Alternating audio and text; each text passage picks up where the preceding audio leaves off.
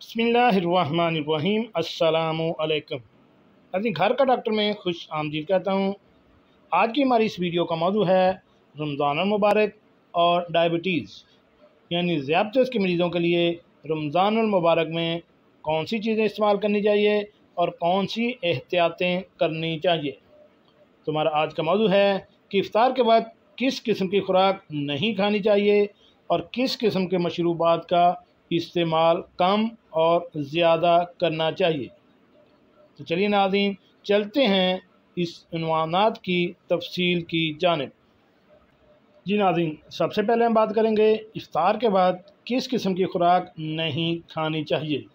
Diabetes यानी sugar के मरीज़ों के लिए इफ्तार के वक्त तली हुई खुराक जिसमें चर्बी और शुगर ज़्यादा हो, ज़्यादा मकदार में खाने से न सिर्फ आपका वज़न बढ़ेगा बल्कि आपके ब्लड ग्लूकोज की सतह को भी बहुत ज़्यादती और अदम तवाज़ुन की जानब ले जाएगा।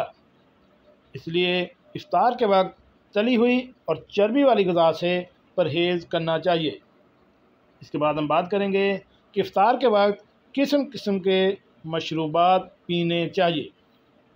नाज़रीन, रोज़े में कई घंटों तक भूखा रहना और अगर आपके ब्लड ग्लूकोज की सतह ज़्यादा रहती है तो ये आपको डिहाइड्रेशन यानी जिस्म में पानी की कमी के ख़तरे में डाल सकता है। इसके लिए आप सहरी के वक्त और इफ्तार के वक्त काफ़ी मकदार में मशरूबात जिनमें शुगर ना हो यानी चीनी और ऐसी चीज़ें इस्तेमाल ना करें जिनमें शुगर की मकदार ज़्यादा हो, बिलखसूस सादा पानी इस्तेमाल करें। इससे आपकी सेहत भी बेहतर रहेगी और आप डिहाइड्रेशन का शिकार भी नहीं होंगे।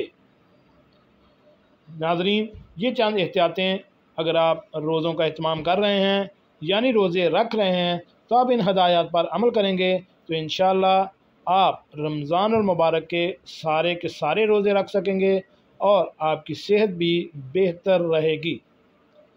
जी नाज़रीन, कैसे लगी आज की हमारी ये मालूमाती वीडियो। ऐसी मालूमाती वीडियो हासिल करने के लिए मेरे चैनल घर का डॉक्टर को